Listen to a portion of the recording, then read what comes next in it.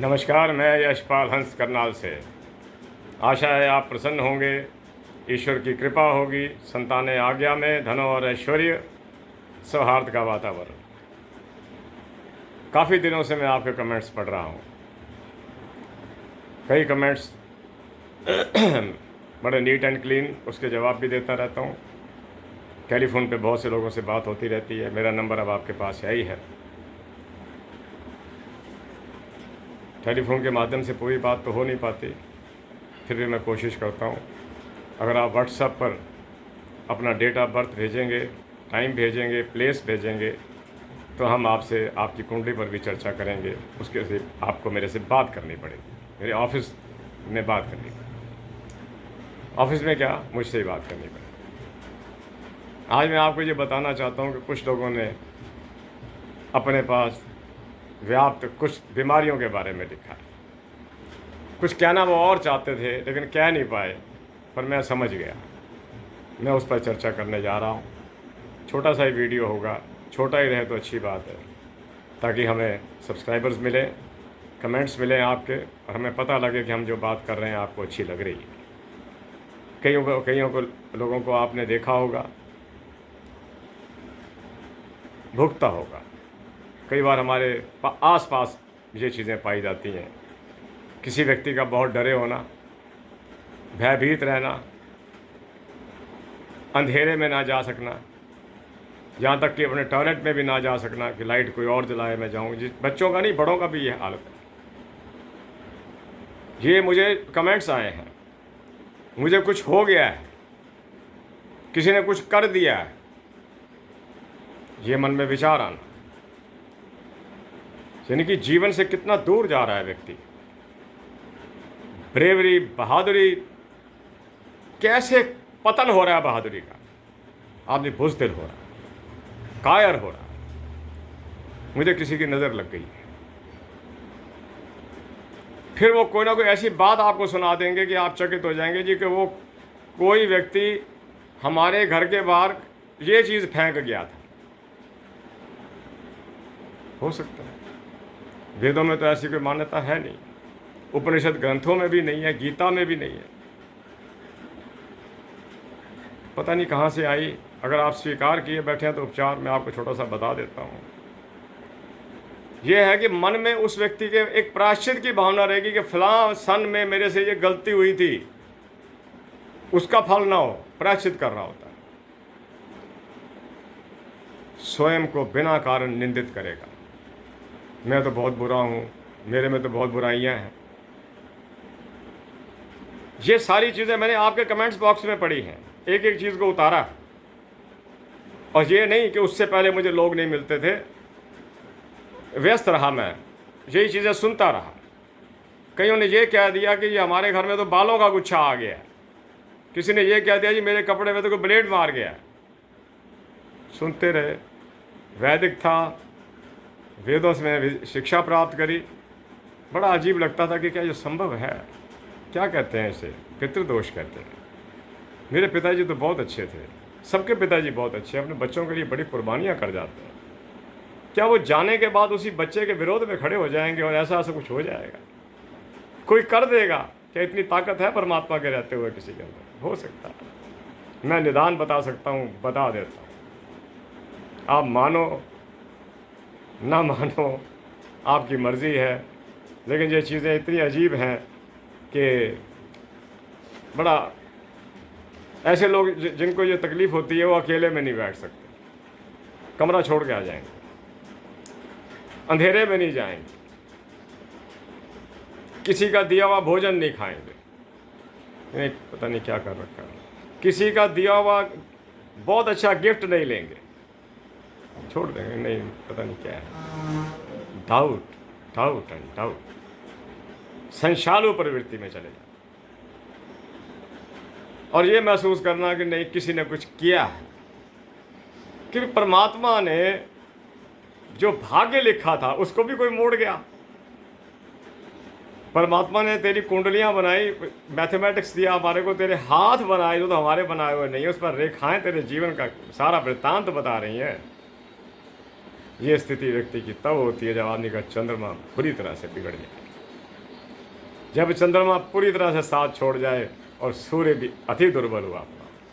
मैंने कहा था ना, सूर्य नीच का होकर भी दुर्बल नहीं होता, लेकिन जब प्रबल शत्रु क्षेत्र में बैठता है तो व्यक्ति की आत्मा को भी कमज़ोर कर देता है, मन को भी कमज़ोर कर देता है। ये उसके लक्षण है।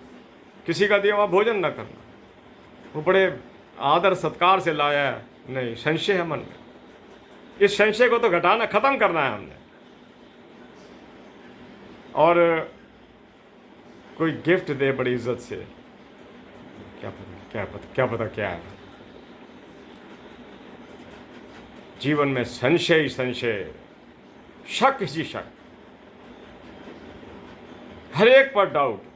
घर की अगर बाहर की बेल बज गई है तो खोलने देखने नहीं जाना, किसी और को भेजना। ये लक्षण बता रहा हूं मैं आपको, ये मुझे मैसेजेस आए हुए हैं। देखने नहीं जाना, कोई और जाए देखने के लिए। अगर रात को कोई ख्याल आ गया है तो उठ के सारे ताले दोबारा चेक करने हैं।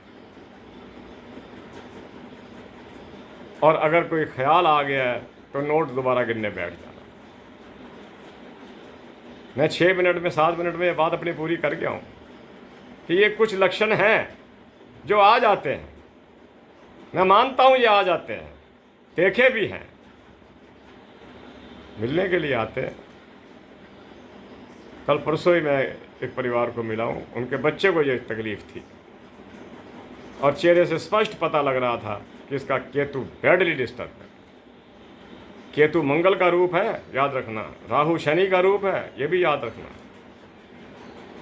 और अगर कहीं केतु के साथ चंद्रमा बैठ जाए, केतु के साथ चंद्रमा बैठा हुआ व्यक्ति को यही कुछ ही करवाता है।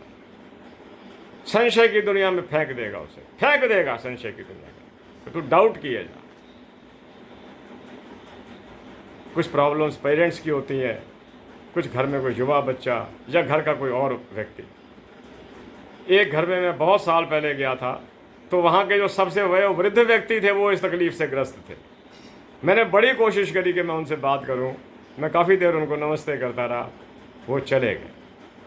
मैं कि इतना मन में भय क्यों? कुंडली के कई ग्रह खराब होंगे, कई दशाएं खराब होंगी। ज़्यादातर ये काम शनि और राहु की महादशा में होते हैं। उपचार करते रहना। मैं आपको जो भी मैंने बताई हैं तकलीफ़ें आपको, कि रात को उठ के बैठ जाना, ताले चेक करते रहना, ये सोचना कि कोई कुछ फेंक गया है, ये चीज़ क्या गिरी पड़ी है, मैंने तो डाली नहीं, कौन डाल गया है, ये सब भ्रम है। और इसके पीछे क्या चीज़ काम करती है? हमारे ब्रेन में चल रहा हमारा नर्वस सिस्टम कहीं ना कहीं वीक होता है, जिसे हम बाद में ये कह देते हैं से कुछ हो गया। चलो हम मान लेते हैं कुछ हो गया, हम उसी के आधार पर चलते हैं कि उसको ठीक कैसे किया जाए। मान लिया कुछ हो गया, मैं आपके कहने से मान रहा हूं कि मान लिया हो गया। अब आप 2 उपचार कर लेना। 2 उपचार नहीं है, 2.5 उपचार है, कर लेना, ये समस्या दूर हो जाएगी। हनुमान जी के बारे में कहा गया है कि इनकी आराधना करने से भूत प्रेत निकट नहीं आते। बिल्कुल नहीं आते। हनुमान जी हमारे हैं, हम हनुमान जी के हैं। हमारे पास तो बिल्कुल नहीं आएंगे। आएंगे जब हनुमान जी आएंगे, जब आएगी मेरी माँ सरस्वती आएगी। मैं आज आपके भ्रम निकालना चाहता हूं कि अगर वैदिक मान्यताओं में ये बात नहीं है, उपनिषद ग्रंथों में ये बात नहीं है, गीता में ये बात नहीं है, तो आपने कौन सी पुस्तक में पढ़ी है? कि खुद सोच लिया। दरअसल होता यह, हम छोटे बच्चों को जब वो छोटे होते हैं भूतों प्रेतों की कहानियां सुनाते रहते हैं, कई काल्पनिक कथाएं सुनाते रहते हैं। पहले तो मैगजीन आया करती थी, उसमें भी यही हालत था। आज ऐसे ऐसे सीरियल्स भी आ रहे हैं जिस पर लड़ाइयाँ, झगड़े, मर्डर्स। उसकी क्या प्रतिक्रिया होगी एक छोटी बुद्धि पे, छोटे बच्चे पर जो जवानी की ओर बढ़ रहा है, तरुण अवस्था के अंदर खड़ा है? ये उसी का रिएक्शन है व्यक्ति के ऊपर, उसका रिएक्शन है। अरे मेरे प्यारे बंधुओं, इतने रोग काटने के बाद भी मैंने किसी को दोष देना उचित नहीं समझा। मैं कहा मेरे कर्म भी तो कोई चीज़ है। मेरे पिताजी पार्किंसन रोग से ग्रस्त थे। कई बार कई लोग कह देते थे कि किसी ने कुछ किया हुआ है, और वो कह देते थे कि ये बात फिर मत कहना, कोई कुछ नहीं कर सकता, मैंने ही कुछ गलत किया होगा किसी कर्म के अंदर। कई स्थान बने हुए हैं कि यहाँ स्नान कर लो या ये कर लो। हमारे बुजुर्गों ने कभी स्नान नहीं किया। नहीं, ये मेरा कर्म फल है। हमारे गुरुदेव थे, हमारे आश्रम में प्रधान थे, वो बहुत बड़े विद्वान थे, उनको भी कोई तकलीफ थी, कभी नहीं माना उन्होंने किसी ने कुछ किया। उन्होंने कहा नहीं, मेरे से कुछ गलती हुई नहीं। तो अगर ये चीज़ें हो जाएं तो उसे आप अपना प्रारब्ध मानना कि कुछ त्रुटि हुई है, और उस जीव का जो इन रोगों से ग्रस्त है, बड़े दुखी होते हैं अंदर से ये लोग, बहुत दुख होता है, स्थिरता ही नहीं मिलती, हर समय तड़प रहे हैं। हनुमान चालीसा का पाठ जो भूत प्रेत निकट नहीं आवे। मैं माना कि भूत प्रेत नहीं आएगा, लेकिन उसके अंदर तो विचार तो आ गया ना, चीज़ आई या नहीं आई, चीज़ का विचार तो आ गया, और विचार ही काफ़ी है किसी को परेशान करने के लिए। दूसरा, हनुमान जी का आप स्वरूप लगाइए जिसमें उन्होंने संजीवनी बूटी के पहाड़ को उठा रखा है। ए मेडिसन इन योर हाउस, एक दवाई लेकर आ रहे हैं हनुमान जी आपके, जो लक्ष्मण जी को दी गई थी। हम उन बच्चों को, उन जवानों को, उन वृद्धों को देंगे वो दवाई जो इस आपदा में है, जिनकी कल्पनाओं में ये चीज़ चली गई है। ये दूसरी बात हो गई हनुमान जी का। दूसरी बात, अगर आप वास्तव में इस चीज़ से त्रस्त हैं, परेशानी है बहुत ज़्यादा, हवन करवाने में संकोच न करना। गायत्री मंत्र इसका सर्वोत्कृष्ट उपचार, जिसमें बार बार परमात्मा से बुद्धि ही मांगी गई है कि परमात्मा मुझे सन्मार्ग की ओर ले चलो। अग्ने नाय सुपथाराय, गायत्री मंत्र का आगे एक मंत्र आता है, उसका ये अग्ने, अग्ने का मतलब परमात्मा है। अग्ने वे परमात्मा, नाय सुपथाराय, मुझे अच्छे मार्ग पर ले चलो। फिर कहता है आसमान, केवल मुझे ही नहीं हम सबको ले चलो, हम सारे अच्छे मार्ग पर चलें। अगर कोई ऐसा व्यक्ति आपसे ऐसी बातें कर रहा हो तो उसका ज़्यादा समर्थन ना करना, उसे समझाने की कोशिश करना कि ऐसी कल्पना मत करना। जिस पिता ने सेवा करी है, जिस पिता ने तेरा निर्माण किया है, वो दोष लेकर तेरे पास कभी नहीं आए। मेरे प्यारे बंधुओं, एक काम और कर देना मेरे कहने से, और कर दिया करो। कोई पशु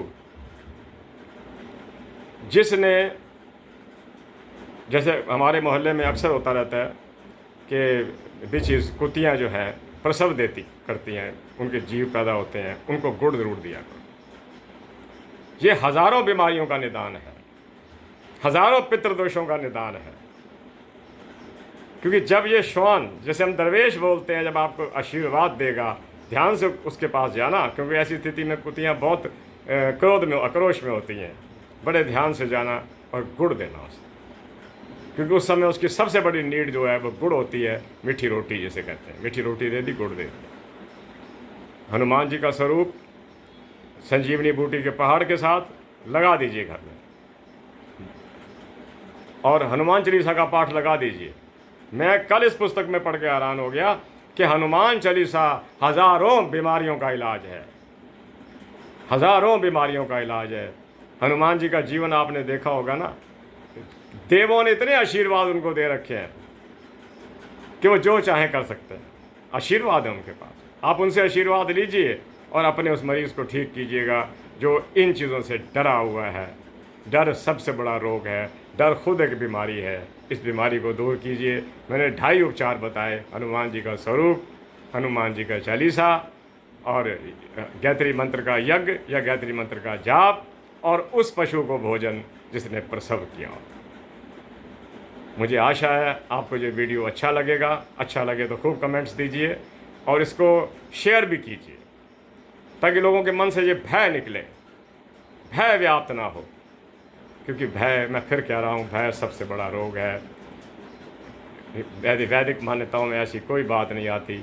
अपने मन से कुछ गलत ना उपजाइए, अपने मन को वो बीज दीजिए अच्छी फसल दें आपको। इसी के साथ करनाल से मैं यशपाल हंस आपसे आज्ञा चाहता हूँ।